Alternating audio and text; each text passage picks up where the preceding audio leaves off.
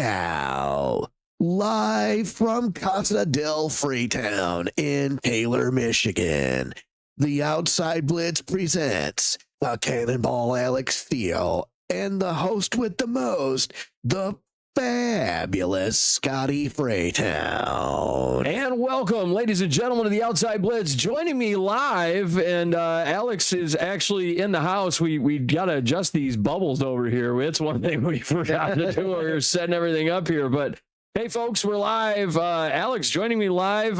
Hey, welcome. Yep. Alex in town. We got tuxedos to get fitted for today. Oh yeah, baby. We gonna stop. We are styling and profiling this afternoon. Yeah, good friend of the show, Ray Collins, going to be getting married. We love Ray. He's going to be getting married. Very excited for him. Congratulations to him.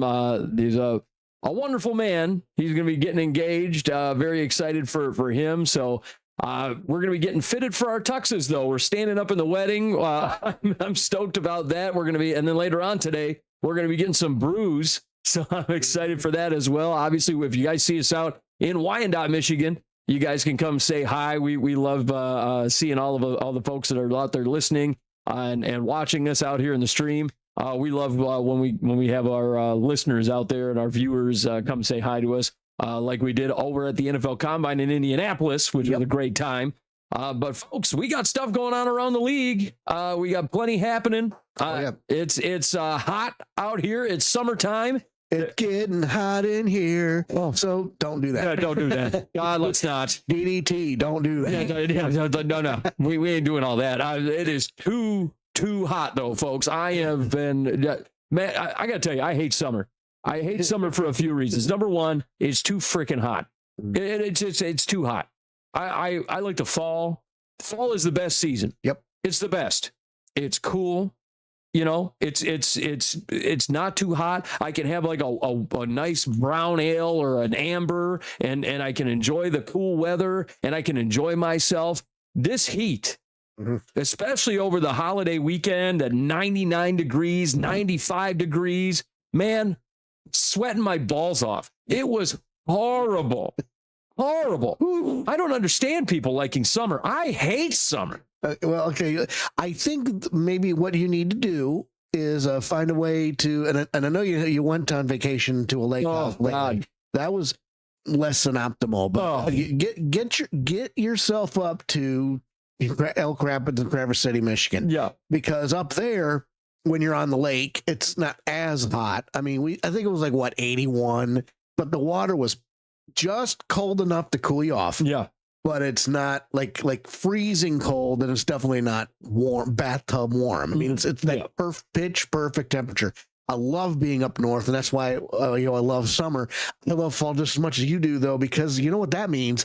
It's football season. Yeah, and we're getting really close, by the way. We're getting close to football season. We're a few weeks away from the preseason getting started, so I'm getting excited about that. Even though we're going to get that really crappy Hall of Fame game that's going to come around. I mean, look, on paper, this thing looks awful, but I would be very interested to see if Carson Beck starts that game. They take the first couple snaps, and then they go to the third and fourth stringers. Right. But if Carson Beck can really show some sort of leadership in that first game, and then obviously in the preseason, we're going to have to take a look at that. But I'd be very interested to see, what transpires as a result of that. Yeah, the Carson Beck situation is going to be very entertaining. I think, and I called Carson Beck to be the starter of that team somewhere down the stretch. We're gonna find out. I think it'll be a real sort of test for Carson Beck, especially going into preseason. Mm-hmm. That'll be probably the storyline, I think, in my opinion, going into that game. That'll be the big storyline about, the starting quarterback position for the Arizona Cardinals. That's what everybody's going to want to watch. And obviously, Jacoby Brissett has missed a few weeks of camp because of his contract dispute and whatever else. And Carson Beck said, hey, I'm here to start. I'm here to play. Yep. So we're going to see what happens with him. But, folks, we got some news around the league. We got football around the corner. Let's jump into some of this stuff. I want to talk about some of this stuff going on. We have some crazy stuff going on and off the field. Let's talk about it. First of all, well, you know, obviously a few weeks ago we talked about Terrion Arnold getting arrested. We talked about that. You big dummy. Exactly. He's a dummy. Well, Terrion Arnold on June 29th, he was released officially by the Detroit Lions while we were gone. So Terrion Arnold gets released. The Lions, they let him go. They waive him. So he hits the waiver wire.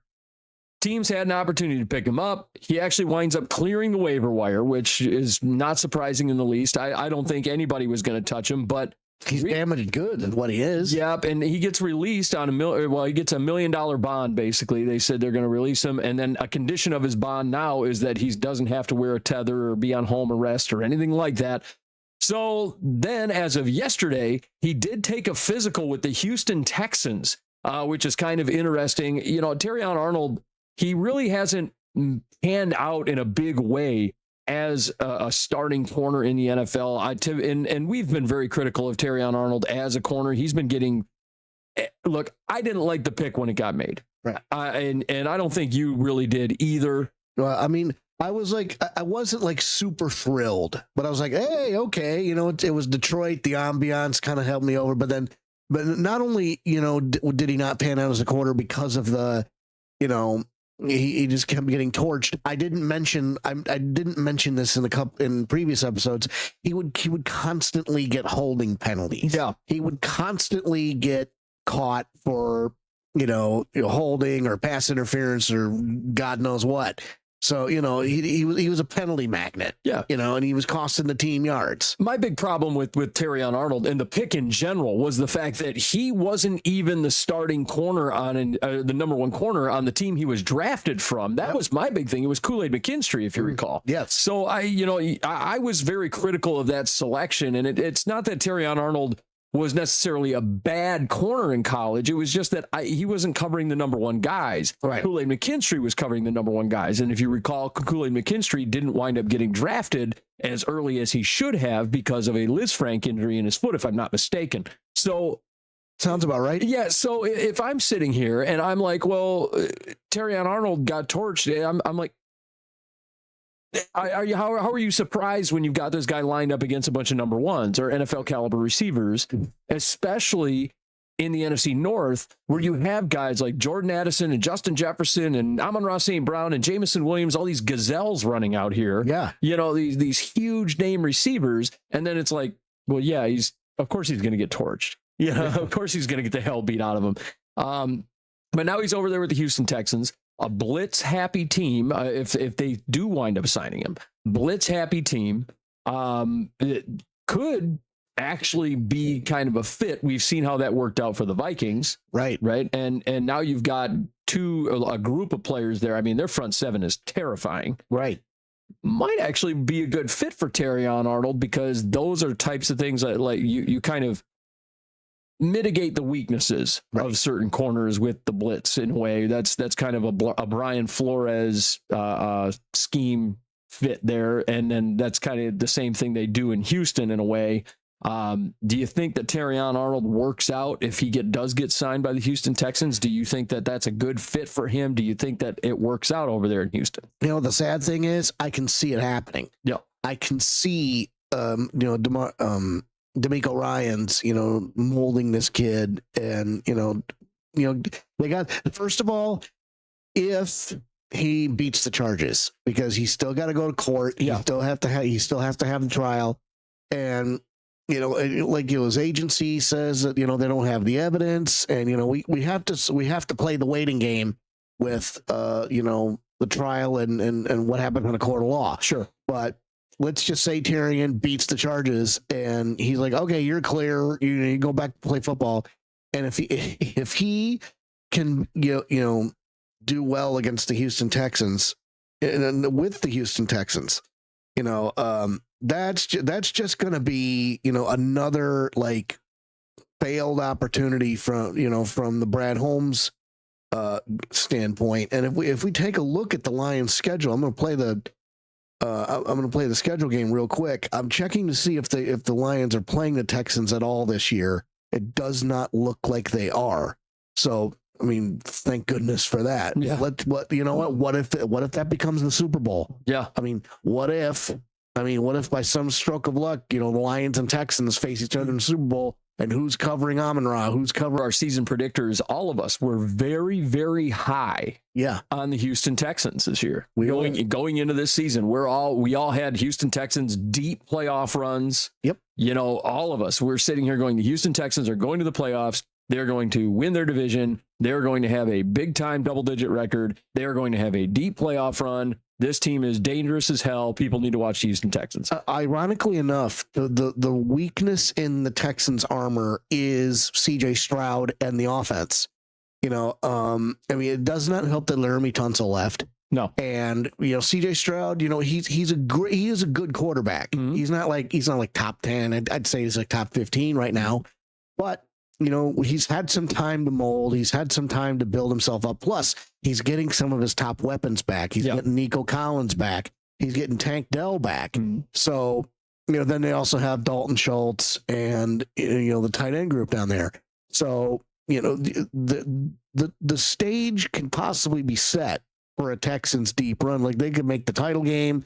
They could make the Super Bowl. And if by stroke or by luck, it's Lions Texans, I'd be very interested to see, A, if Terry and Arnold even gets signed in the first place, and B, if that matchup happens, who ends up winning the game. Right. So, yeah, I'm as a Lions fan, I'm a little nervous about that prospect, but it's possible that Terry and Arnold could find himself on the Texans squad. Yeah, good. The Texans are a dangerous team, and don't forget they got Jalen Noel over there, Jaden Higgins, who they picked up. I mean, these guys are not bad players, and Ed Ingram, it's kind of someone that sticks in my craw. He left the Vikings, but he's actually turned out a pretty decent career for himself over there in Houston. And if you look at like the defensive players that they have.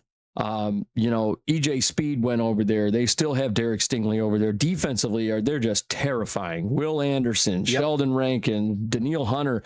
2020 is arguably one of the most unsung heroes on that defense. That guy's a tackling machine. I mean, like tackling fuel. Yeah, exactly. Some of these guys are just wild. Getting David Montgomery over there if he's healthy. I mean, there's some players there that are worth talking about. Getting Blake Fisher over there. I mean, they have players.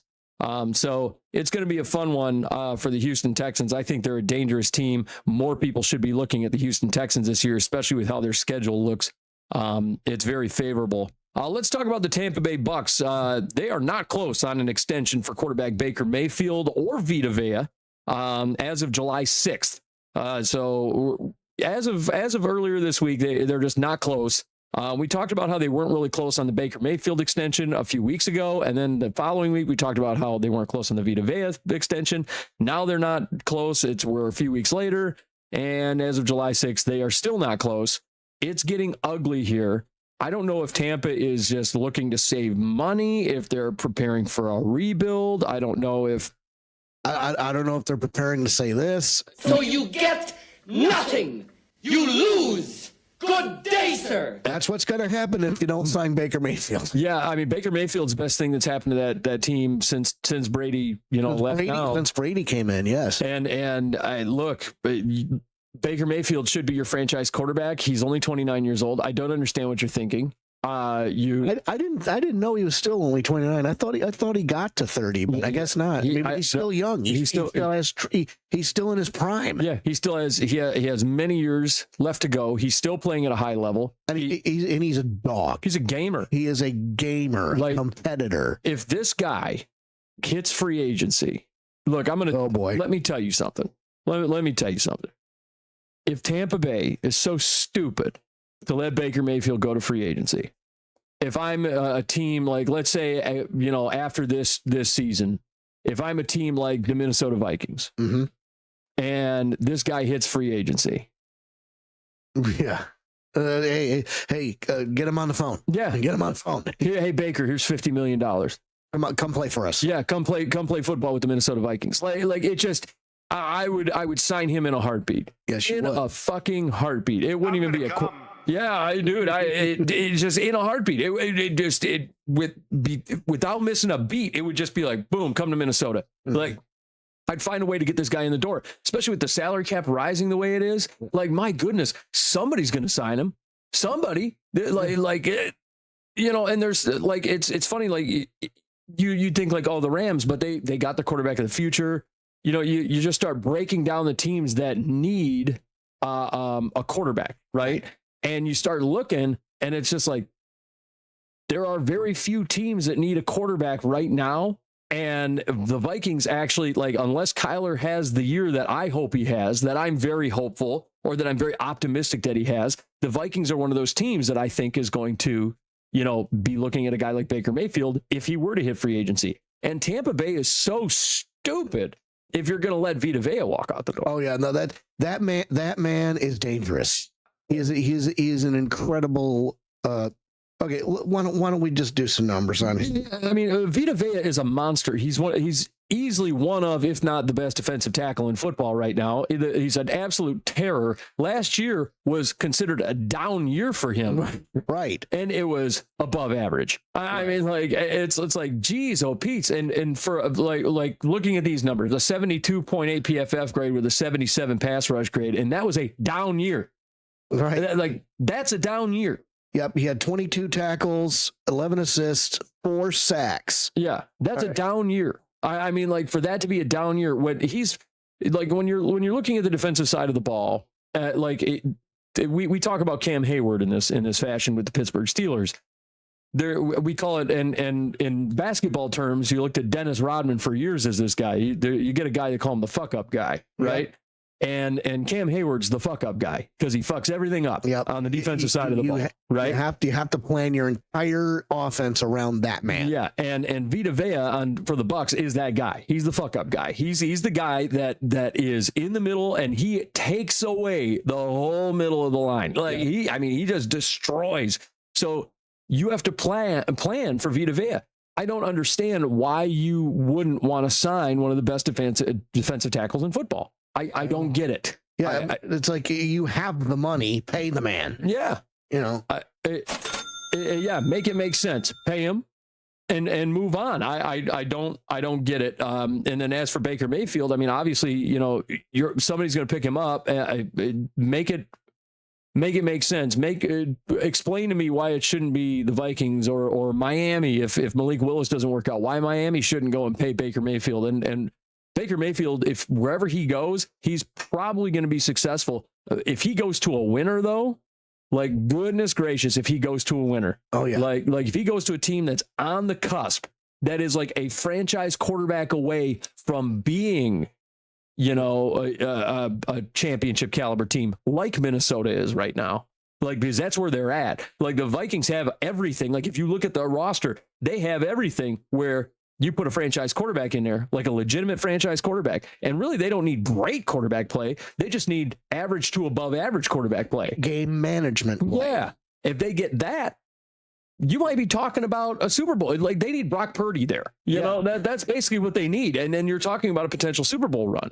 You know, so, I mean, like, if you have that level of quarterback play, if you have a Baker Mayfield walk into Minnesota, suddenly that team becomes exponentially more dangerous. Yep. You know, so there's situations there where a team could become 10 times more dangerous with Baker Mayfield at the helm, and a defense could become 10 times more dangerous with a guy like Vita Vea at the helm. Absolutely. And teams are Vita Vea on their defense. It's one of those things where it's like, just sign him. Yeah, just pay the man. Just get it over with. Yep. You know, if you got to trim fat to do it, trim fat. Yeah, you got it. Those are two like cornerstone players. You keep them. Also, interesting one, the Commanders. I want to talk about a signing that I actually, quiet signing for cheap that I really liked. The Commanders go out and sign corner Rasul Douglas to a 1-year, $3.8 million deal. Now, Rasul Douglas, he's 30 years old. Last year, he played 13 out of 15 games with the Dolphins. He was drafted by the Eagles in the 3rd round in 2017, 99th overall. Last year, he posted a 72.7 PFF grade with a 72.6 coverage grade last year. He had his best season with the Packers and Bills from 21 to 23, particularly in 2023 when he was with the Bills. He had an 82.2 PFF grade with an 84.4 coverage grade. Look, this guy is still playing at an extremely high level. and I feel like age was kind of a factor. He played for Miami last year and still put up. I mean, Miami's defense stunk last year. Right. They were awful. Well, I mean, in their defense, I mean, they had nothing. They were old Mother Hubbard with nothing in the cupboard. Yeah. But if you look at what Rasul Douglas's numbers were on a very bad Miami defense, Yep. it was still really good. 47 tackles, 2 picks, 3 total pressures, and 41. He did allow 41 receptions, but he was 37th among 114 corners. Yeah. I mean, throughout the league. Yeah. That's not bad. Playing at a super high level as a corner on a bad defense that had no pass rush. Right. I mean, Chop Robinson is probably the only guy on that defense that's been worth a damn for a minute, and then Rasul Douglas. And Rasul Douglas goes out the door. Washington loves good corners on their defense. That's one thing that Dan Quinn is known for, is having good DBs. He's going to groom Rasul Douglas into knowing him, knowing Dan Quinn, he might kick Rasul Douglas to more of a safety role, but Rasul Douglas has been really good. And it was quietly a good signing, and it's a cheap signing. You get him for 1 year. It's a low risk, high reward deal. You get, and you already have Mikey Sanders still over there. You have a group of corners there that has been rock solid for you, but now you get a veteran presence like Rasul Douglas, a leader in that DB room. Don't forget our good friend Kane Medrano. Yeah, you have Kane Medrano over there. I really hope he pops off. I hope he just takes off as a linebacker. But you have a group there, and now you have a veteran presence like Rasul Douglas on the cheap, on a 1 year. Like I said, low risk, high reward. He's the kind of guy that can lead your defense. I mean, I like this signing. He's a 10-year veteran. It's just a good move, and he's still playing at a great level. That's the kind of guy you want to have in the door. Let's talk about the Jags. Just some quiet moves by the Jacksonville Jaguars. They go out and promote the associate head coach and special teams coordinator, Heath Farwell. He's entering his fifth season with the Jags. He was serving as their special teams coordinator since 2022. They promote him to assistant head coach and special teams coordinator. And then also they promote, and this one I really like, they promote Shane Waldron, who's been around the league for a while. They promote him to assistant head coach and passing game coordinator. He worked as their pass game coordinator in 2025. Waldron, man, he's really good. I like Shane Waldron, and that was the one that really stood out to me. Farwell getting promoted was interesting. I think both those guys, though, if you look at the things that Jacksonville accomplished in both those roles, first of all, their special teams were really, really good last year. Obviously, they had their kicker set the record for the longest field goal. He was one of the most accurate kickers last year. Their special teams were excellent last year, all last season. But then on top of it, you look at the passing game for Jacksonville and the leaps and bounds that Trevor Lawrence took last year. Trevor Lawrence was one of the better quarterbacks last year quietly, and people didn't even notice or realize how good Trevor Lawrence was. Well, we only have to recall that last minute play where he stumbled and fell but got back up because nobody touched him, and he ran into the end zone for a game-winning touchdown. Yep. He recorded more rushing yards as a quarterback than many others, and nobody really noticed, like you said. So, look for Trevor Lawrence to pop off this year. Yeah. I think he's going to be like, if you're playing fantasy right now, if you're considering, like, if all the good top name quarterbacks are already off the board and it's like 3rd round or 4th round and you need a quarterback, I mean, Trevor Lawrence is sitting right there. Go snag him. Yeah, Trevor Lawrence is a lot of people. The stock is up on Trevor Lawrence. A lot of people have been saying, like, Trevor Lawrence, his stock is rising. A lot of people think he's going to have a big year this year, and we've been critical of him in the past. Yep. I mean, we haven't seen where he's gone the last couple of years. He had that one amazing game against the Chargers, where they basically came down from 30 points. Yeah, it was bad. It was. I mean, I would think that was just what's his nuts from the Chargers defense. He ended up getting paid. Oh yeah. The old former head coach he had no business being a head coach, but right. Lawrence, the thing about Trevor Lawrence, and we've been waiting for it, he's had a hodgepodge of bad coaches. Right. And I think Liam Cohen, and to his credit, I think Liam Cohen is a really, really smart offensive mind. Yep. And I think Shane Waldron is a really, really good passing game coordinator. And obviously you see how that's kind of transformed Trevor Lawrence as a quarterback and how they've sort of moved in the right direction with Trevor Lawrence. And I think it's helped him in a big way. It's really good to see Trevor Lawrence just kind of advance. And I think Shane Waldron is just, he has been so instrumental in all that. So I love that. I'm excited to see where he goes, but to see both those guys getting promoted, it makes sense. And it's really good by Liam Cohen to kind of identify that, hey, these are my two coaches that are doing the best job. I'm going to promote them to assistant head coach. Right. Like it's not like he's like promoting some guy that, hey, you did a crappy job. Come be my assistant head coach. No. You guys did the right job. You guys did the best job last year. You guys are coming in as my assistant head coach because I can rely on you to continue doing the best job. You guys did the job well. He's just looking for greatness, and that's what he found. So and the Jags, they had themselves a pretty good year last year, if you recall. Yep. So playoff team, if I'm not mistaken. Yep. Yeah. Well, why don't we just go to the standings from last year? Yeah. If we take a look, the Jacksonville Jags went 13-4. Yeah. It was won their division. Yep. And they were 7-2 at home, 6-2 on the road. They only lost one division game. Was 10-2 in the conference. So I mean, they did really, really well. Yep. I mean, their biggest competition obviously is going to be the Houston Texans. Yep. And if we play the schedule game, the Jacksonville Jaguars are playing the Houston Texans early on October 18th, week 6, and then they got a December 20th matchup in Houston. Yep. Later on in the season. So and then they got a pretty good gauntlet, in between. They got division opponent Colts. You got an Eagles game there. You got Bears, Steelers. So they're going to have fun. Baltimore Ravens in Baltimore. Ooh. Back to back. On Thursday night too. It's on Prime. Yep. And then there's a sandwich of Titans, Giants, Titans. So that might be that's a deceptive matchup. That's a deceptive. Those are games they should win. But honestly, well, and those are like situations where like. So you're in the beginning of the season, you're before the season even starts, and a lot of folks are going to see those games and go like before the season. Sometimes you're playing the schedule game before the year, and you go, oh, win.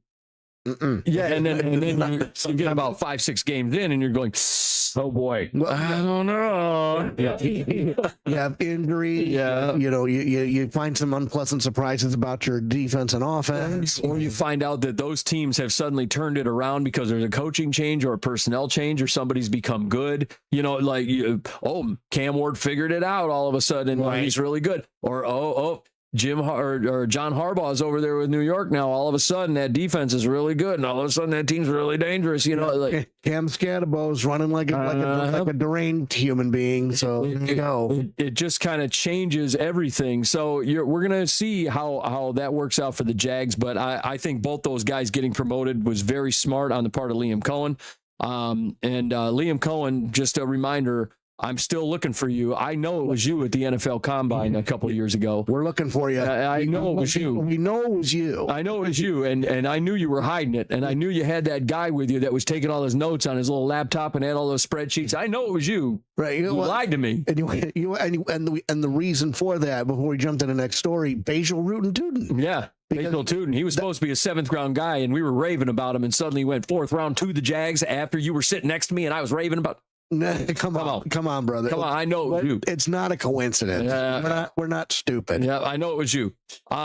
Here's an interesting one for the Browns. The Browns go out and hire Ryan Grigson as their senior football advisor, and they also promoted Chris Cooper to the senior vice president of football administration. Chris Cooper's been with the team for a minute. The team announced this stuff on Monday. Grigson, though, it's the interesting thing about this. He most recently was the Vikings assistant general manager in 2025. He served as Cleveland's senior football advisor from 2020 to 2021 and their senior personnel executive in 2017. He's entering his 13th season with the organization, spent the past 7 years as the vice president of football administration, did Cooper. But Grigson's kind of the more interesting story because Cooper, he's been around with the Browns for a minute, but Grigson, he was with the Vikings as an assistant general manager, Kwesi Adolfo-Mensah. And so the Vikings go out and they hire, obviously Nolan Teasley as their new GM. There was such a volatile response to Ryan Grigson from the Vikings faithful. When Grigson got fired, the Vikings fans were so happy to see him go. Good riddance. That guy was part of the reason why we got such bad drafts. And look, I would tend to agree. Look, Nolan Teasley's going to bring in his guys, first of all, new general manager, right? And you're going to bring in your guys. And that's exactly what Nolan Teasley's been doing. He's been bringing in his guys. He's got two co-assistant general managers. So that's what he's got. He brought his guys in. Grigson was offered a different position. So they were actually going to demote him a little bit and then move him to a different spot. They were going to keep him on board, though. And then he actually opted to, stick around with Cleveland instead. He moved over to Cleveland. So, it was one of those things where it was like, meh, whatever. So at this rate, to me, I go, bye. And I'm with the Vikings fans on this. I feel like Grigson was part of the problem because he was part of the Kwesi Adolfo-Mensah regime. Yep. I was very critical of Kwesi, especially his drafting. I thought Kwesi in free agency was great, but his drafting was always bad. And if Kwesi couldn't get the drafting part of it down, then he wasn't going to get anywhere unless he won, right? Unless you win the whole damn thing, right? Nobody cares, right? And there's not a lot of players from his drafts that have stayed on his team. And so that was the big issue. And not a lot of the players that he's drafted have popped off a whole lot. I would actually argue that this most recent draft, I'm more hopeful about this most recent draft, even though I wasn't very happy with a couple of the picks. Caleb Banks. Yeah, I'm not very happy about Caleb Banks, but I'm more hopeful about this most recent draft than I have been in a minute, because I do like a lot of the late round picks that took place. And I really thought that in this draft, they did a really good job filling needs that and preparing for the future with guys like Damon Claiborne, for example. I really like Damon Claiborne. So I just kind of look at this Vikings team and I look at some of the drafts and things like that. I think Grigson was part of the problem, though, and I'm happy that he went bye-bye. And I'm sad that they didn't get like a Dylan Teneman, but they might bring back Harrison Smith. We'll see how that goes. They did wind up getting a safety in this draft, which apparently the guy's been really good. So we'll see. But Chuck Demings. Well, Charles Demings was the corner that they got late in the draft, which I was very happy about. They got the safety from Miami in the third round, which I'm okay with that too. But at the end of the day, Grigson goes out the door. The Vikings fans are kind of celebrating because it's a guy from the Kwesi regime. So they're like, yay, he's gone. And it's gone. Yeah, so they're happy he's gone. But Grigson goes back to the Browns, which, hey, Brown's going to Brown. Right, exactly. Yep. We got some off the field BS going on. More? A lot of off the field BS. First of all, let's talk about now I'm just going to call him the disgraced Texas Tech quarterback, Brendan Sorsby. Oh, hell no. Exactly. He's going to sit out the 2026 season. He will be eligible for the 2027 NFL draft. He reached a settlement with the NFL and the NFLPA. He was originally, it was sounding like he was going to go play for the UFL for a minute. He was going to try and play for the CFL. The CFL says they want nothing to do with it. And then, so the statement from Ian Rappaport and everybody, it says, we have confirmed with the NFLPA, Brendan Sorsby, that there will be no further litigation regarding his entry into the NFL, and that instead, Mr. Sorsby will focus on his preparation for entry into the league via the 2027 NFL draft, per a memo which was sent to all clubs and obtained by Rappaport and Tom Pelissero. For purposes of league and CBA rules, Mr. Sorsby will be considered a quote-unquote draft-eligible player for the 2027 draft. Mr. Sorsby will not be eligible to sign an NFL player contract until the completion of the 2027 NFL draft. As part of the settlement, Sorsby will be allowed to participate in normal pre-draft processes such as the Senior Bowl, holding a pro day, and going on team visits. The NFL will not discipline Sorsby for his known misconduct in college, which included making bets worth at least $90,000 while a student athlete at Indiana, Cincinnati, and Texas Tech, but it does reserve the right to investigate Sorsby's conduct beyond what is in the current public filings, and can also take Sorsby's past transgressions into consideration should the league ever need to discipline him for future violations. That's per Ian Rappaport. So basically, Sorsby needs to keep his nose clean moving forward. Otherwise, the league can keep, bring the hammer down on him if he does wind up becoming, a player in the NFL. Personally, I don't think anybody's going to pick him up. I don't think anybody's going to sign him. I don't think anybody's going to draft him. I don't think he's going to get picked up. Now you're going to have a full year off of football, regardless of whether or not you're preparing for the NFL draft. You're going to have a full year off of football because he's not going to play in college. He's not going to play in the UFL. He's not going to play in the CFL. And then you're going to have to, you're going to basically have to sit out a year. You're not going to be prepared. And then you have all this bullshit that came with you. It's like, okay, well, I don't understand it. He's not going to be worth a damn. No, I don't think anybody's going to want him. I really think that, our old friend Brandon Gunder is like this. Yeah, Brandon Gunder, welcome to the show, buddy. Yeah, the boys are back. Brandon. Boys are back in town. Yeah, boys are back. By the way, this is basically the football world statement to Mr. Sorsby. You having an unnatural allegiance to losers is not like you. Exactly. You need to get. This is a good. I mean, it's the only possible outcome with the situation to sit out the season. We're hoping that he can get the help he needs, and if he gets ready for the 2027 season. Yeah. Does he? Do you think? First of all, do you think he gets drafted? I don't think he does. No, we've talked about he might become an undrafted free agent. Yeah. But at that point, hopefully by the time that whole process goes through, the stink of the gambling scandal will finally waft away. Yeah. And people will just go back to looking at his statistics and looking at his play. So, obviously, we have to see what happens. I mean, he's a good player. We got to play the waiting game. He's a good player. I'm not taking anything away from his play, but all of the bullshit that came with him, it's not worth it. It's too much. Yeah, it's too much. Too much.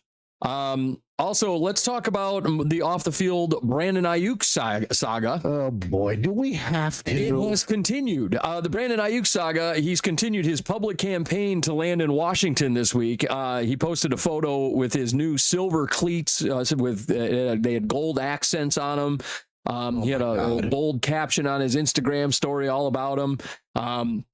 He's been publicly, pushing this whole idea of kind of reuniting with Jaden Daniels over there in Washington. And but then all of a sudden, so there was a clip that appeared on social media of a fan he was watching the World Cup games, one of the World Cup games, and the fan yelled out, "Fuck Brandon Ayuk." And Jaden Daniels, it was a video of Jaden Daniels. Somebody yelled that at Jaden Daniels, and Jaden Daniels laughed when the fan yelled that out to him. Well, right. So what do you think that says? Yeah. So, Jaden Daniels laughed, and then Ayuk responded publicly, calling out the Daniels, and he said he better go run behind your mama. Oh, geez. And then they unfollowed each other on social media, and it's like, so now you've alienated the starting quarterback of the team you allegedly want to go to. Right. So that you bragged was going to sign you. And now it's like, yeah, you're burning bridges left and right. I mean, you're a trouble magnet. Yeah. I think this is getting like, we've talked about how this is Antonio Brown level ridiculousness. Oh yeah. And we have hit ludicrous speed. Yes. That's a Spaceballs reference. I love that. But I think Brandon Ayuk, I think he's done.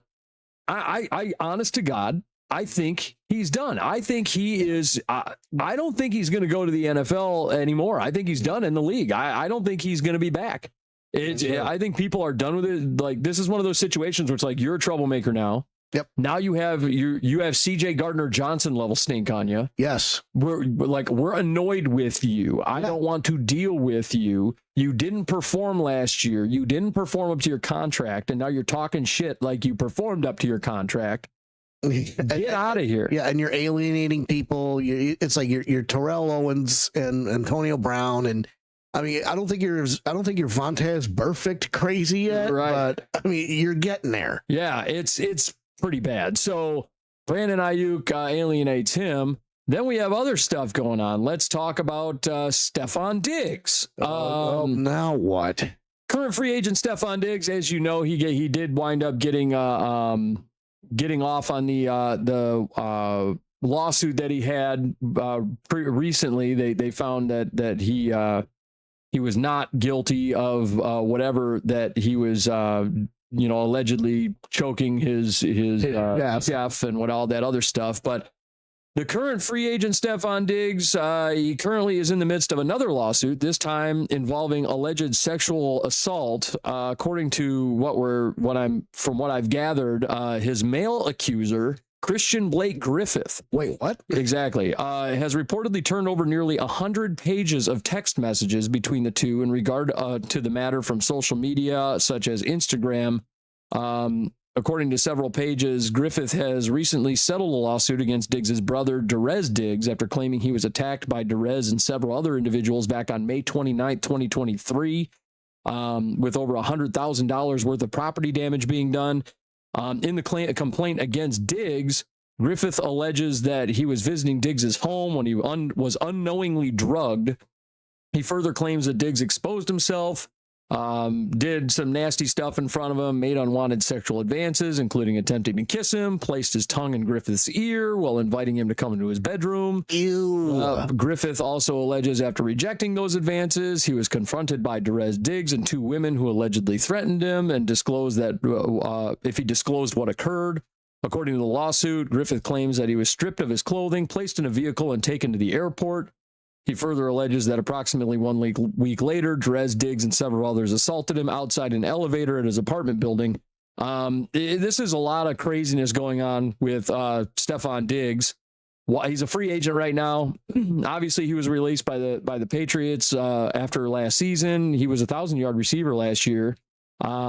It's a lot to take in. I mean, this is the Diggs with all his off the field stuff and the lawsuits and all the noise. Then this is what it is. When you're a free agent wide receiver, or you're a guy that wants to get traded from a team and you want to go to a different team, the way that Brandon Ayuk does, it's a lot of noise. Yep. And you don't want the noise, if you're an NFL team. Yep. If you're a team and you have, I need a receiver, I don't want that noise.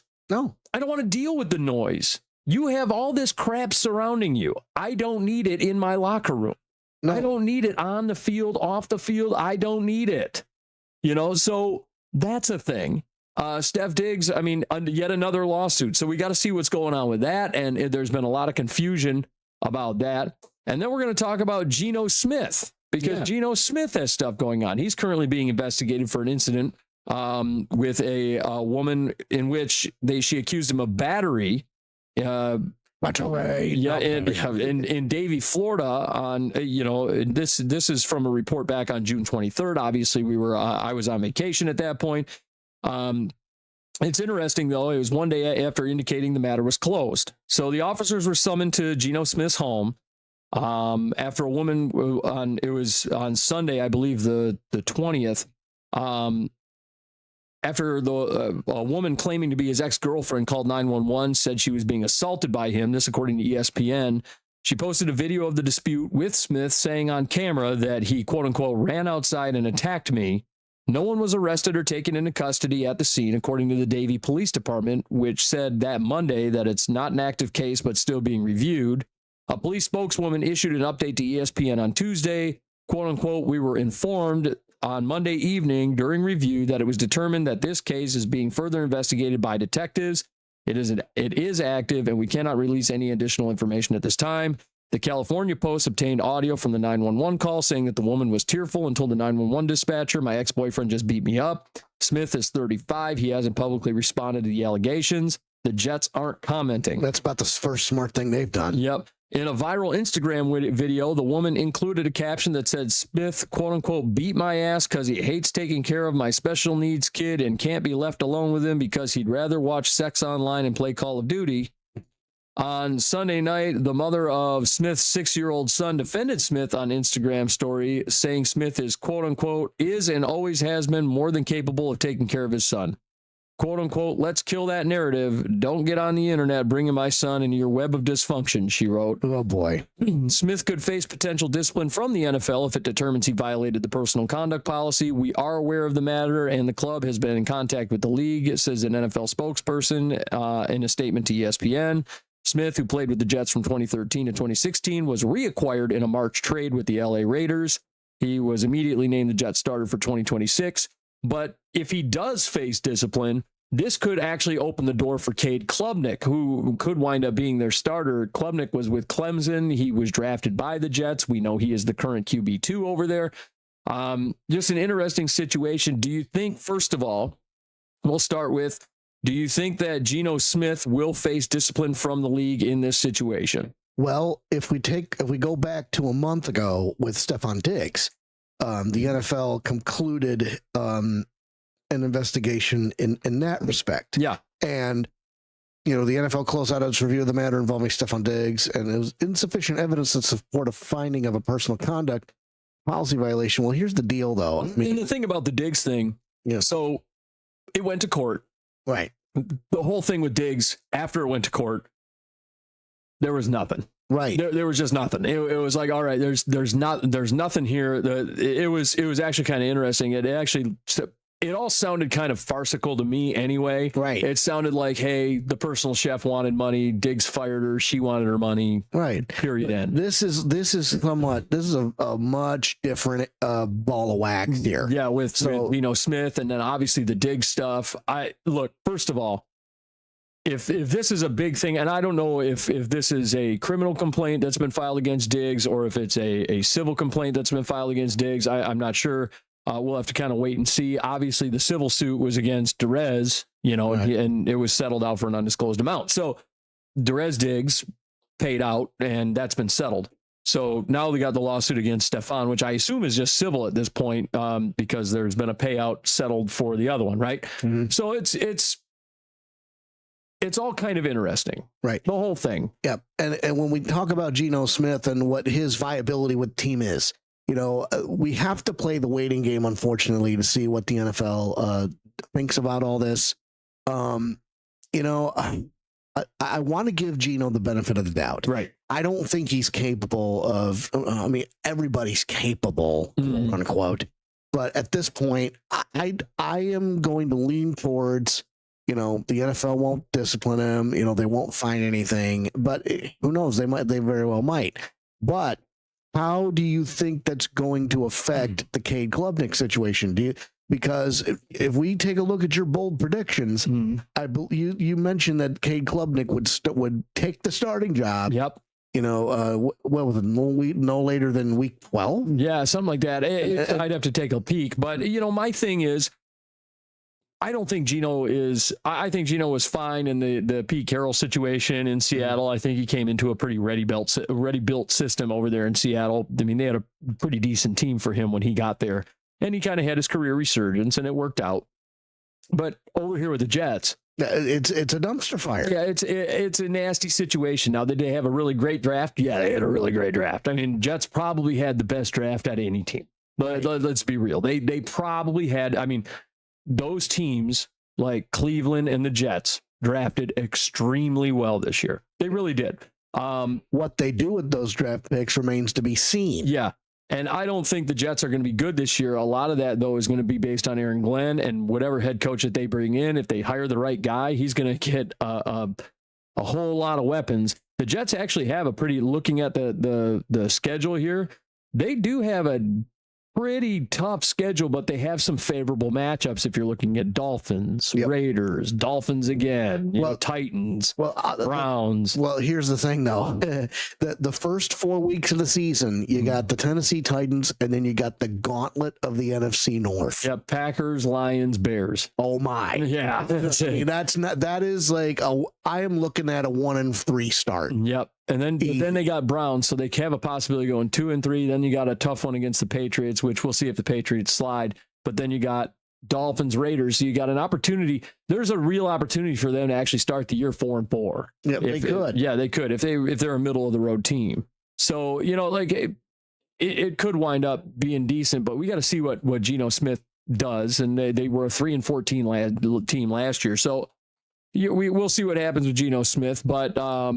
Yeah, it's kind of an interesting situation. And then last but not least, the final bit of news, and nothing really humongous here, but the NFL has officially announced that the 2027 draft in Washington, D.C. will be held from April 29th till May 1st. So go ahead. It's a little bit later than normal. I know normally it is the last week of April, but notoriously the last weekend in April has been like the week before the last week, you know. This year it's going to be the very last weekend is going to wind up being the 29th leading into May 1st. So they're going to do it on the very last weekend again. Mark your calendars and make your plans, kids. Yep. April 29th till May 1st. We will once again be live for the first one. And also first round. Yep. And also, by the way, the 2028 NFL draft, we will not be live for it because we are going to be there. We're going to Minnesota.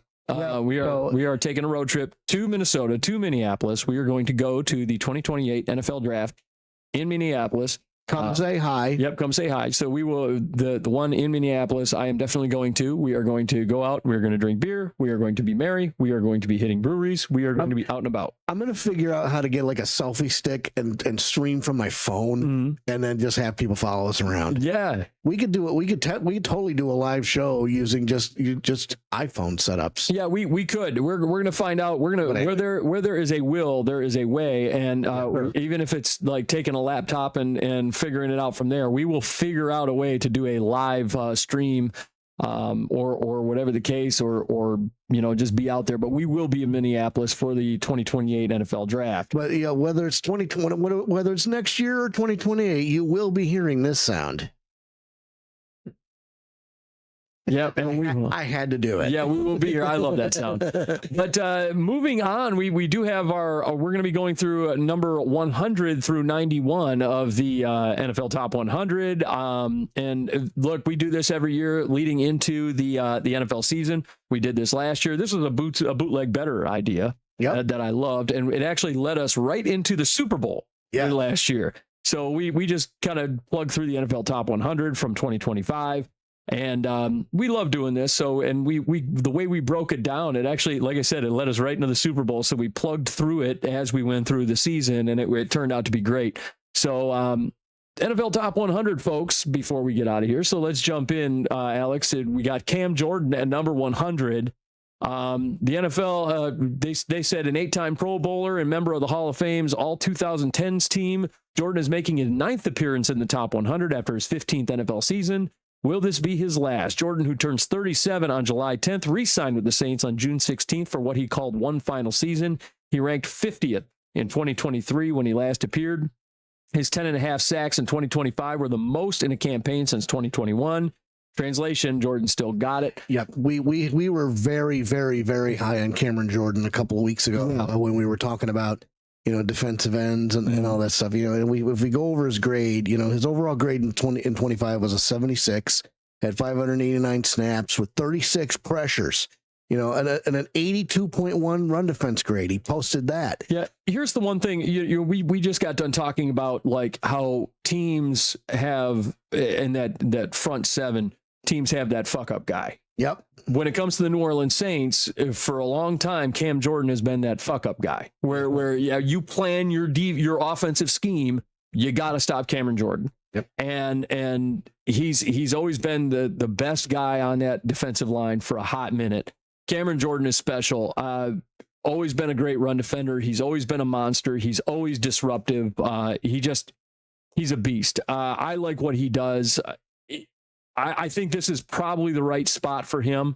I like everything that he does for the New Orleans Saints and their defense. 32 solo tackles last year, like you said, 10.5 sacks. And if you look, he's healthy. He's an Iron Man. If you look at all the games he's played, look at this.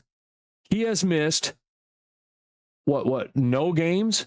He's played every game since he's come into the season. So since he's come to the league. So, and what are the two main tenets of the outside blitz here? Availability and reliability. Yeah, that's and it. he's got that in spades. Yep, he's had a sack that he's been every year that he's been in the league.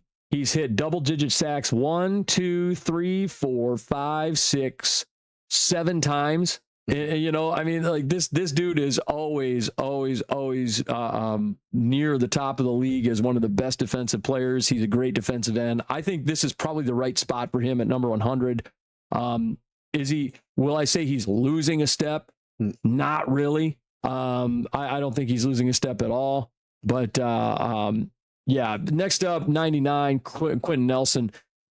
So when Quentin Nelson came into the league, I don't know if anybody recalls, and NFL.com points this out. Number 6 overall pick in the 2018 draft, Pro Bowler each of his 8 NFL seasons. However, this marks just his 4th time in the NFL Top 100 squad since 2022. He cracked the top 30 in number 28, which is his highest career selection. He garnered an 84.7 overall grade in 2025, which is 4th among 81 offensive or qualified guards. Yeah. Exceptional run blocker, 3-time All-Pro, helped pave the way for a Colts offense that finished in the top 10 in points and yards. Look, for Quentin Nelson, when Andrew Luck, that during one of those seasons, he got the hell beat out of him. And we were talking, and Tyler and I were talking about, man, the Colts really need offensive line. They really need offensive line. And I remember when Tyler and I, we saw that draft happen. Yep. And Quentin Nelson gets drafted. And I said, that's going to completely change the Colts. That is going to completely alter and change everything. And Quentin Nelson got there. Man, Andrew Luck looked so much more comfortable because if you recall, Andrew Luck was there. And it was like, completely different situation when Quentin Nelson got drafted. Yeah. He completely transformed their offensive line.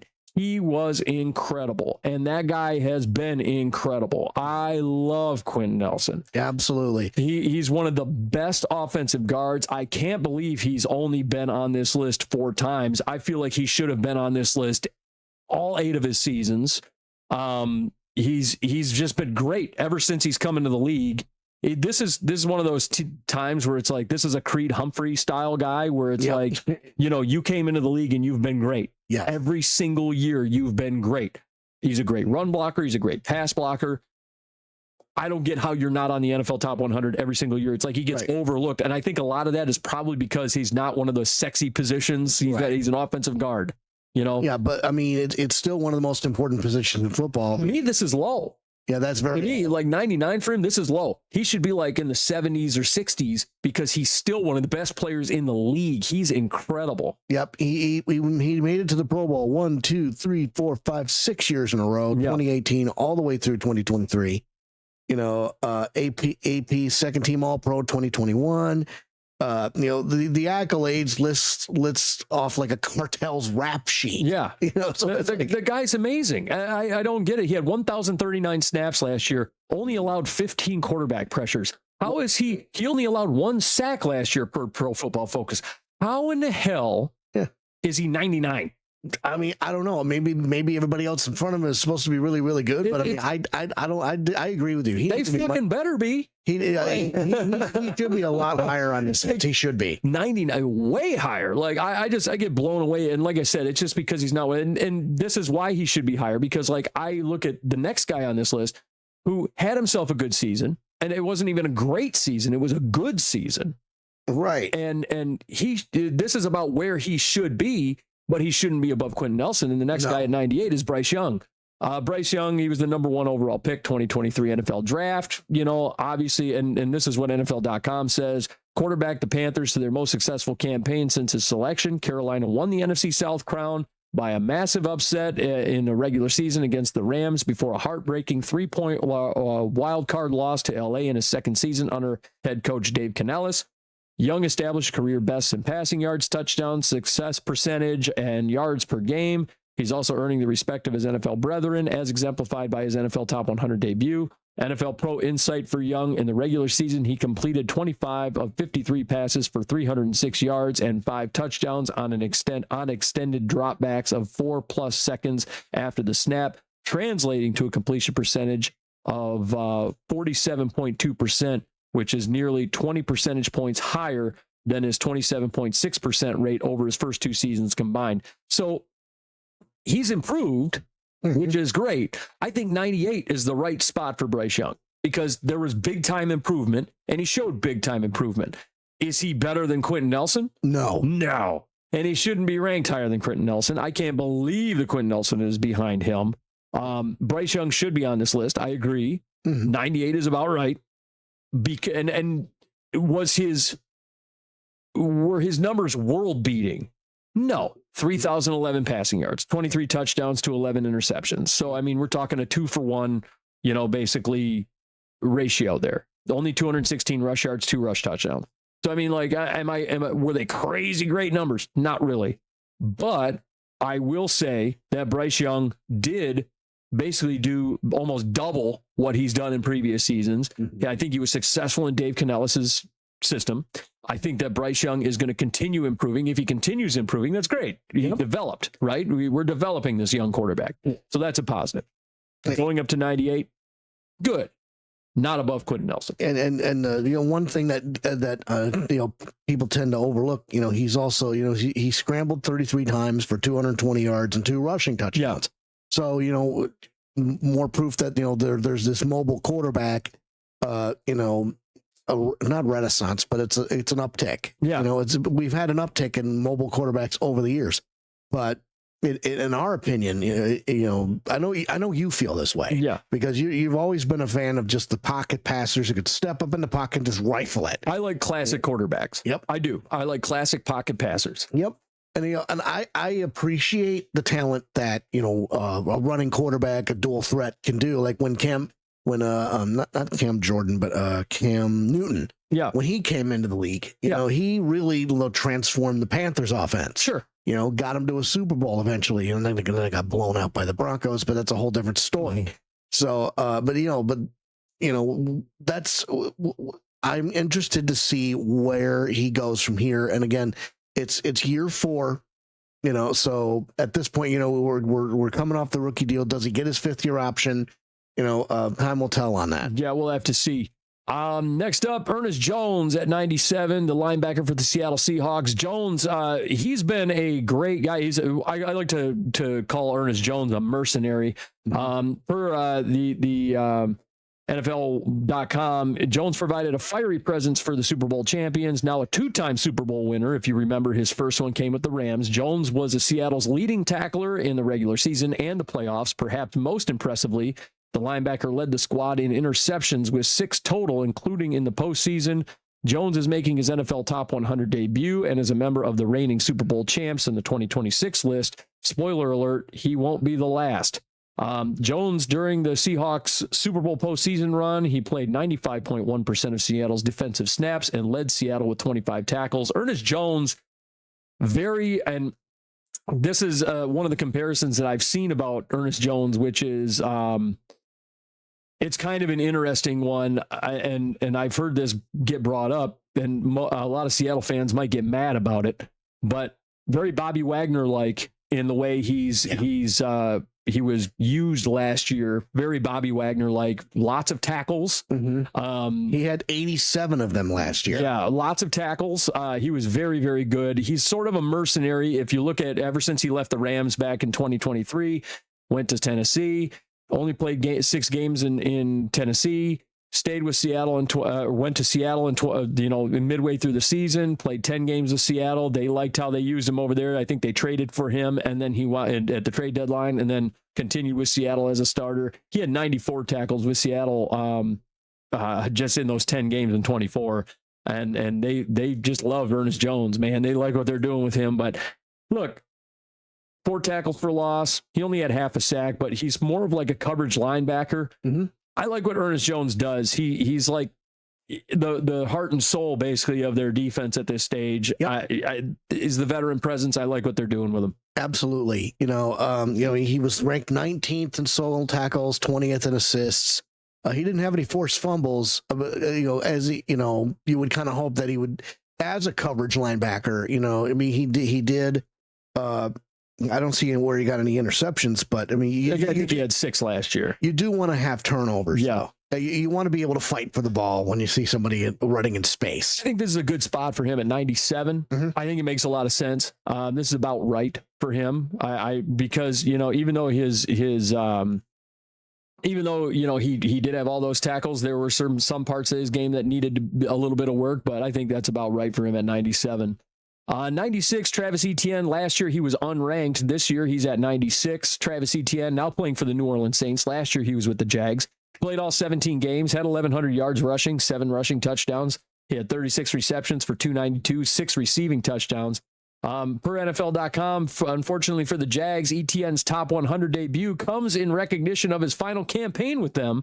Having signed his offseason with the Saints, Etienne's final year with the Jags saw him aid mightily in the team's ascent to an AFC South championship as he posted a career-best 13 scrimmage touchdowns, buoying the NFL's number 6 scoring offense, tallying 116 scrimmage yards and a touchdown in his final game with the Jags, a heartbreaking playoff loss to the Bills.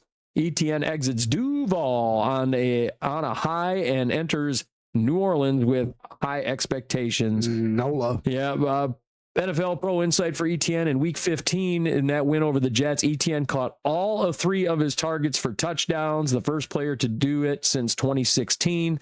Look, I like Travis Etienne. He went unranked the year before, if I'm not mistaken, because he was hurt. But Travis Etienne going to New Orleans, I think, first of all, is going to be a great fit for him. We talked about that previously. And again, momentum is money. Yep, momentum is money. We don't know what's going to happen. We were talking about it last night, actually, off the air. Alvin Kamara.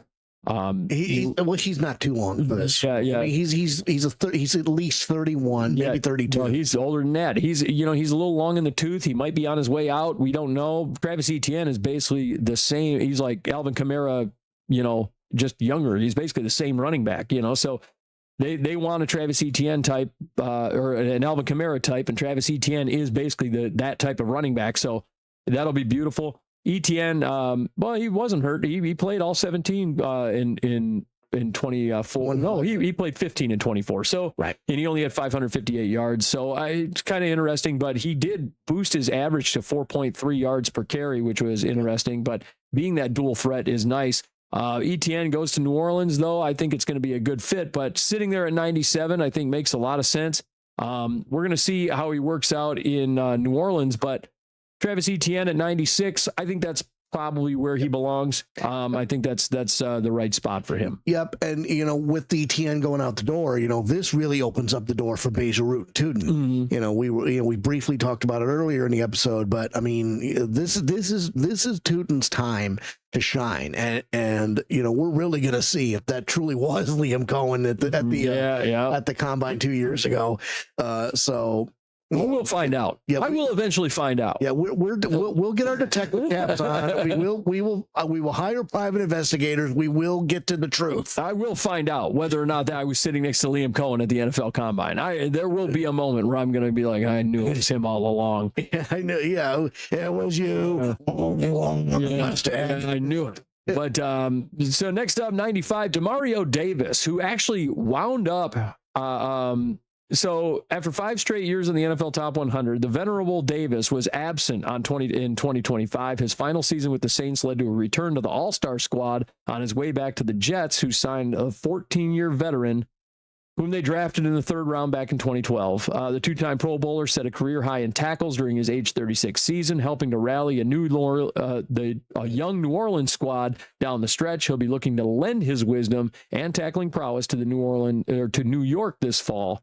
NFL Pro Insight, Davis recorded 20 run stuffs, good for 3rd in the NFL. Let me tell you something. So I'm in a dynasty league where you and I are both, where we take individual defensive players. And I had Demario Davis on my team for a chunk this last season. And man, the points he put up for all of his tackles, 143 tackles with 6 tackles for loss, 3 passes defended, 2 forced fumbles. The man was a point machine in fantasy. I can tell you that. And, he had like I said, he had it was surprising that he fell off the list, but he played extremely well for New Orleans last year. He was a stud for them. Momentum. I was surprised that New Orleans didn't retain his services, even with him being 36 years old. Sign him for a year, keep him around. He was a stud. Yeah. Listen to these point totals. In the first couple of weeks of the season, the first 5 or 6, 20, 22, 19, 15, 21 and a half. Then you get 18, 19, 21, 21 and a half, 12. I mean, there are several, all but 5 games. He had double-digit points in fantasy. Yeah. Which, that's impressive. I had him and I plugged him into the linebacker spot, but it's sitting at 95. I'm a little, to be honest with you, with the way he played last year, it's almost a little low. I think he should probably be a little higher. Little surprised Demario Davis is as low as he is on this list. Sometimes, again, not a sexy position linebacker these days, but he's one of the better middle linebackers in football. He gets a lot of work. A little surprised that they didn't give him a little more love. Played all 17 games last season. 2 forced fumbles. Are the numbers super sexy? Maybe not, but 143 tackles. Yeah, that's his highest tackle total of his career. Absolutely. Here we are. And the funny thing is, he's going back home. He's going back to his first team. So, will we wax nostalgic? Maybe will the fire burn a little bit hotter? Yeah, because he's back in New York. We'll have to find out. Yeah. You want to talk a guy that is too low on this list? Let's talk about way too low. Number 94 is Creed Humphrey, the center for the Kansas City Chiefs, and he actually dropped 1 spot. So last year he was 93. Way too low, right. And then now he's at 94. Way too low. When did we start recording the the rookie of the year for the outside blitz? Man, we're talking 4 or 5 years ago at this point. And I believe this is one of the first. Yeah, he definitely is the first center to win those honors. He was. He was the first. He was actually the first this past year, if I'm not mistaken, we had Tedero McMillan become our rookie of the year. But Creed Humphrey was the only offensive lineman so far to win that honor. No, actually, I think last year was Carson Schlesinger. Oh yeah, it was Schlesinger, but we had Ted McMillan was in second, I think. I think they were battling, but last year was Carson Schlesinger. You are correct, which we'll be talking about him momentarily. But for NFL.com, despite a down season for the Chiefs, Humphrey continues to make a strong case for being the top center in the league, though his fellow players might need to be reminded when considering his ranking. Having started 85 straight games to begin his career, Humphrey was an All-Pro for the 2nd straight season and a Pro Bowler for the 4th year in a row. Humphrey earned an 88.8 overall PFF grade, tops at the position among 40 qualified centers. His 84.1 pass blocking grade was first at the pivot too, while his 88.5 run blocking grade was second. After falling short of the playoffs last season, Kansas City has plenty of roster remaking to do this year, but the Chiefs are all set at center. Humphrey's sack percentage was a minuscule 0.1%. He's the best center in football. 100%. He's the best center in football. Why is he 94th? Somebody explain it. Best center in football. Period. Creed Humphrey is the best center in football. Why is he ranked at 94? I don't. Because the NFL Top 100, is it not voted on by the players in the league? Yeah. He's the best center in football. I don't understand why Creed Humphrey isn't top 30. I don't get it. This is way too low. Best center in football, best run blocker, second best pass blocker, best pass blocker, second best run blocker, and you're going to go 94. That makes no sense. Hell, he's the number one. If there's another center that pops up on this list above him, I might just snap. He's the best center in football. Yeah. I don't get it. He should be a top 30 player on this list. Absolutely. It's baffling. And another guy that's ranked way too low right now. Yeah, last year's rookie of the year. Yeah, our rookie of the year, the show's rookie of the year, and last year's defensive rookie of the year, Carson Schlesinger. He played 16 games. He had 156 tackles, 11 tackles for loss last year, 2.5 sacks, 9 quarterback hits, 2 interceptions. The 2025 second-round pick who turned into a sensational first season, Schlesinger became the first AP NFL Defensive Rookie of the Year for the Browns since Chip Banks in 1982. Schlesinger was the leading tackler for an excellent Cleveland defense that ranked 4th in yards allowed.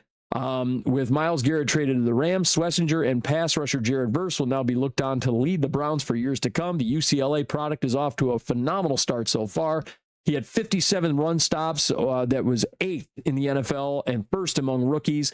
Another guy that I had in Dynasty that put up a shitload of great numbers in the fantasy realm for individual defensive players. We had him shooting up, and especially late in the season.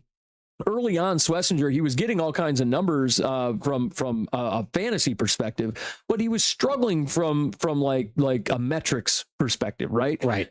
Late in the season, about week 8, you could tell he really got it. Mm-hmm. And then all of a sudden, Yep, he really started to turn it up. yeah, he started good, then it got a little rough. And then, but late in the season, it was like you could tell he picked it up and started to, they always say like the game slowed down for him. And he understood what the hell was going on, and then he just blew up for the rest. It was like, wow, he's got it. That's what happened to Carson Schlesinger. It was incredible to watch, and he was just spectacular for the rest of the season. I love Carson Schlesinger, such a good player. Another guy, in my opinion, that's too low on this list, a guy who just won Defensive Rookie of the Year. And I know they're going to be, these players are voting, so they're going to give it's like, hey, he's the new guy, right? But so they're going to not vote him real high because he's the new guy. He's the rookie. So you got to haze the rookie, right? But at this stage, yeah, he's earned the respect of his peers. Yeah. Or so we think. Yeah, so we think. But it's the rookie. So we're going to, the jury's still out because he's a rookie. To me, this guy should be probably in the 80s, maybe the 70s, given what he did last year and how well he performed. Absolutely. And I really want to see what happens when he and Jared Verse are unleashed on league.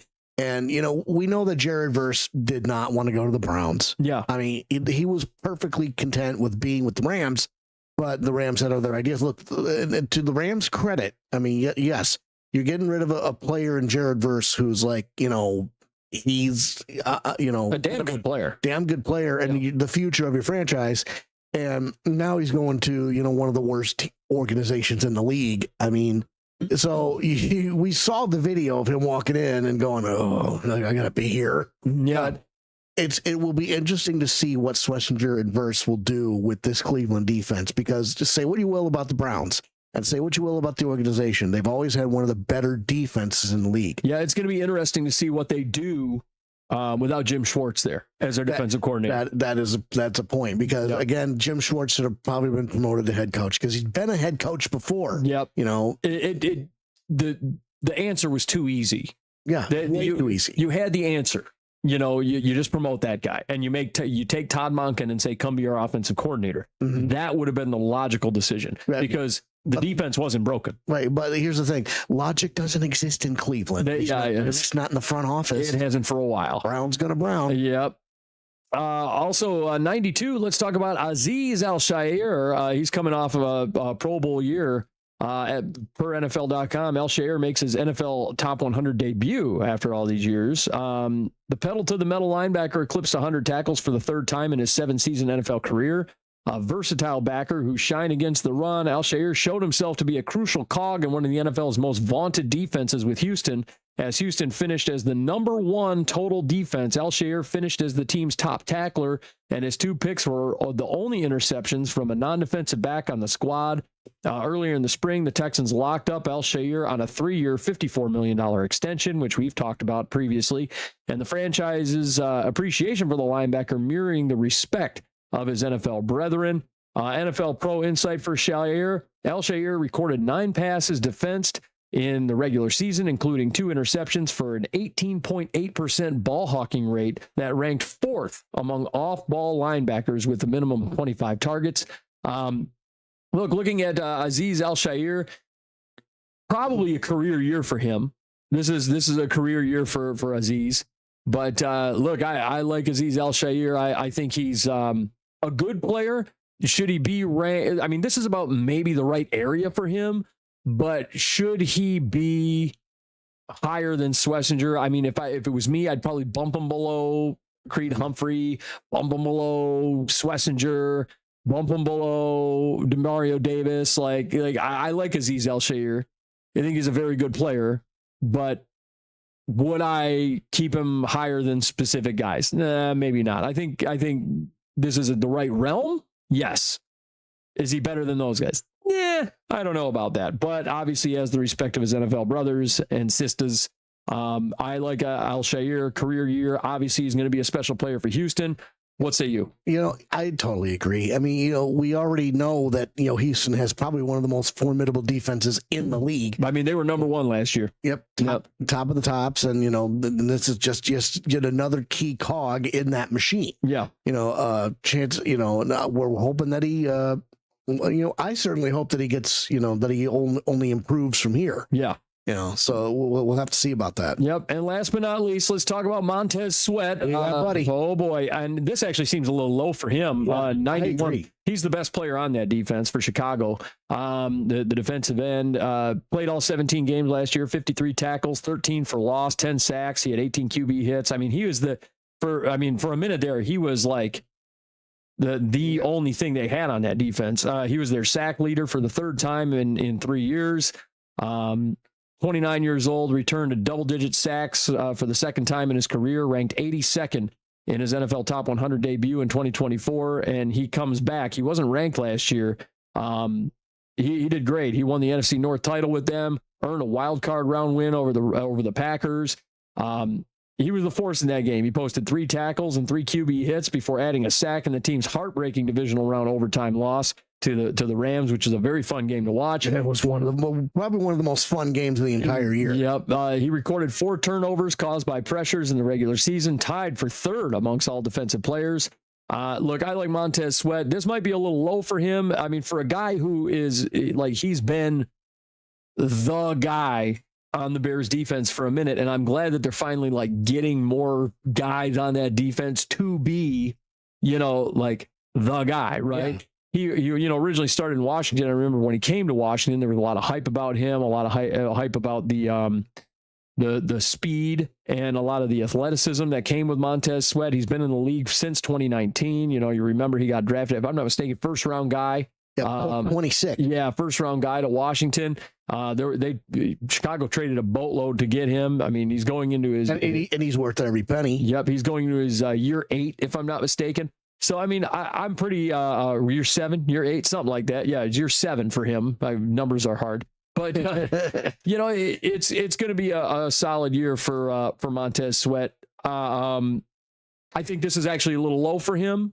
But at 91, okay, at least he's on the list here. He should definitely be on the list. Yeah, 100%. But I think this makes a lot of sense for him to be on the list for sure. A little low, but it is what it is. Yep. So he had 35 tackles last year, 11 sacks, 7 assists, and 3 forced fumbles. And over 15 forced fumbles over the course of his career. Yeah. He did have one interception for 15 yards and a touchdown. So he has a pick 6 to his credit. Absolutely. Yeah. So, absolutely, you definitely want to have, I really think that, with this defensive system in Chicago, coupled with the Ben Johnson offense system and the cardiac Bears mentality, I really think that the Chicago Bears are, if they don't make it to the title game, they'll at least make it a strong case for the divisional round, And it's going to be really interesting to see how, the Bears perform, in their division. Why don't we go ahead and quickly play the schedule game? Yeah, play the scheduled game with the Bears. So, they don't really have an easy schedule by any means of these events. But the thing is they have, and like a star, welcome to the chat. There's a first-time viewer, first-time chatter. Hi, how are you? Dan Edward, welcome back to the show. Thanks for joining us. We miss you too, brother. We'll see you shortly. But look, the Bears, they got Panthers, they got Jets, so they've got some. So, I mean, they do actually have Dolphins, so they've got some winnable matchups. But you're not kidding, they do have a relatively Vikings, Eagles, Packers, Falcons, Patriots, Seahawks,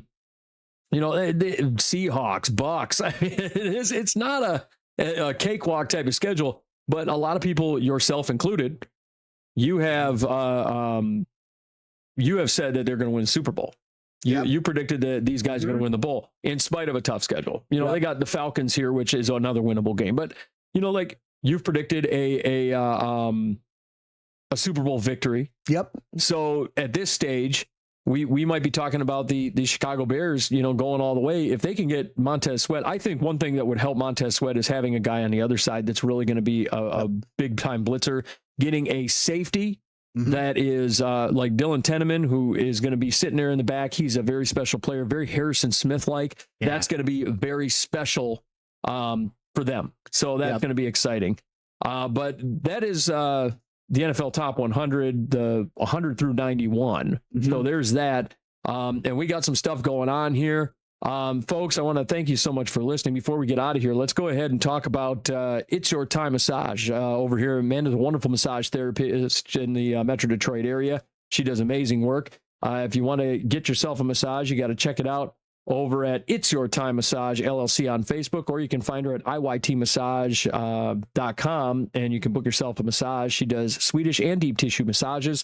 If you want to get yourself a little something extra, you can get yourself CBD oil for a little extra. You can get yourself red light therapy. You can get yourself foot sugar scrubs. You can get all kinds of good stuff. You got to check yourself. You got to check it out over at It's Your Time Massage. And remember, folks, it's your time. Alex, what do you got going on over at Steele Twins Gaming? Well, I got a question to ask you guys. What's that? Do you like video games? Yes. Now, do you like acting? Yes. Do you like theater? I love it. Well, we have just about everything that you could possibly want over at the Steele Twins Gaming. We take games that have a ton of dialogue and we just act out the voice lines with the characters, with the voices that come up in our heads for the characters that you see on screen. And, you know, it's something that we really think that we have something nobody else has. Yeah, the voice acting is great. I actually, that's your flagship stuff. I love the voice acting. It's awesome stuff. Folks, if you ever get the chance to check out the voice acting with Steele Twins Gaming, I highly recommend it. Look, I think we, I think like if you're going to be checking out like any of these streams out here, one of the you guys are one of the more hidden gems out there, if I'm being honest with you, because not enough people are tuning into Steele Twins Gaming or Steele Twins Andy for that matter, the brother channel. And checking out Nostalgic Mondays is one of my favorite things in the world with Steele Twins Andy over there. Nostalgic Mondays is awesome. I tune into that. The voice acting though, especially you guys going through like the Apollo Justice and things like that, very exciting stuff. Love it, love it, love it. You guys, so you guys have a schedule. What is the schedule that you guys have going on in the coming weeks? It's actually been kind of a challenge. Yeah. Because, you know, summer's hard and, you know, whether it's boating season or cherry festival or, you know, I'm down here to get my tux fitted, but usually you'll see us, the two of us, my brother and I, on Sundays. Saturdays and Sundays at about 2:30 in the afternoon. We take about 2 hours of your time, and we really appreciate it. And, you know, and again, with the Steele Twins Andy, the brother channel, you know, you got your full fix of Nostalgic Mondays. That's his gimmick. Then you got Nintendo Tuesdays, FPS Wednesdays, Indie Thursdays, and Open World Fridays. You know, we're both variety streamers. We do, you know, all kinds of stuff, and you know, we're sure you're entertained. And there's another streamer friend of ours, isn't there? Yeah, the artist formerly known as Big Willie Dubs Gaming, now known as No Shot Bot TTV. Will's doing great stuff over on his a lot of first person shooter stuff over there. He's part of a team over there. He's a part of an FPS team, a gaming team. What is it? Team NVS. I get it. NVS. Yeah, I get it. But you know, it's good stuff. He's over there on the TikTok. Yeah, there's my old man moment for the day. But he's on the TikTok there. He's putting on some great stuff. You're gonna check him out over there. His videos are very entertaining. All of his stuff is phenomenal. So you got to check him out over there. No Shot Bot TTV, and you know, he doesn't just do gaming stuff, he does a lot of other entertaining stuff as well. So if you're not interested in watching the game stuff, he also, you know, like I got to do the, you know, nasty jelly bean challenge with him, where we were playing a game where eating nasty jelly beans. That was a good thing. You got to check out him doing the Hot Ones challenge. That was a good one. So, you know, obviously you got to check out No Shot Bot TTV. And last but not least, Alex, we're going to talk about books. Oh, you mean those things I don't read? Yeah, well, this one you're going to read. It's called I Ate Cookies Out of the Trash by an amazing author named Tammy Pruitt. Listen, it's an inspirational guide written by her. It's based on her real life experiences dealing with body image and eating issues. And look, she shapes her books with her struggles and how to overcome them. And it's supported with research-based facts. And it's accompanied by her professional advice as a registered dietitian. And she lets others know that they're not alone in struggling with their self-love and body image and disordered eating. But look, she's not your stereotypical health guru who runs 7 miles a day and judges people for the kind of unhealthy food they consume. Although she's been doing these marathons lately, it's been pretty impressive. Good for her. Instead, she's a friend you never had. Look, she's the kind that encourages you and motivates you to rise above those dilemmas. And she takes you down memory lane where life pitted challenges against her and what she did to get through them. And she also teaches you how to, or why she ate cookies out of the trash. She talks about that as well. So, I mean, folks, you got to check it out. It's a great read. I've read it cover to cover. It's a phenomenal book, and it reads like a conversation. But not a boring one. Not a boring one at all. So you got to check it out. I Ate Cookies Out of the Trash by Tammy Pruitt. I highly recommend it. You can find it on Amazon.com, BarnesandNoble.com. You can check out Apple Books. It's at a very reasonable price. You can get it on electronically. You can get it hardcover. You can get it paperback. Right now, you can get it on Amazon.com. It's actually on sale, 6% off. You can get it at on Amazon for $14.99 on the Kindle, $21.99 hardcover, $15.99 paperback. You can get it over there. I'd check it out if I were you. It's a great book, great read by a great author, great person. So check it out. I Ate Cookies Out of the Trash.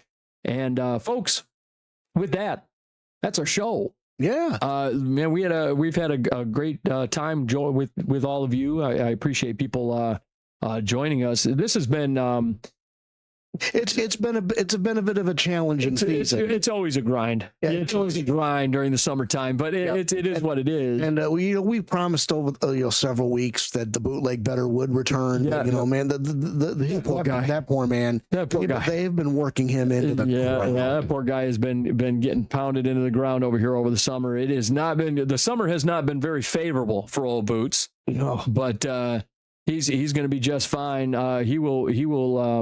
He will be back joining us eventually here. We will see the bootleg better very shortly, but we do appreciate everybody joining us. When Boots does come back, we will get Boots's bold predictions. We will get Boots's season predictor.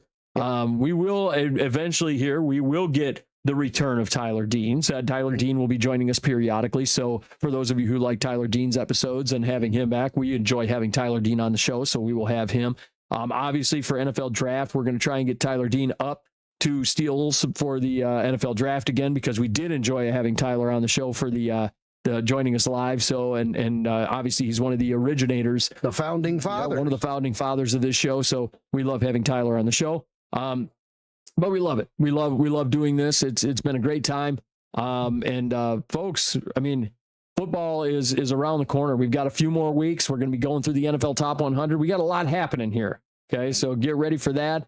And thank you so much for listening. And we will see you next time right here on the Outside Blitz. I bet you'll watch us again and listen to us again.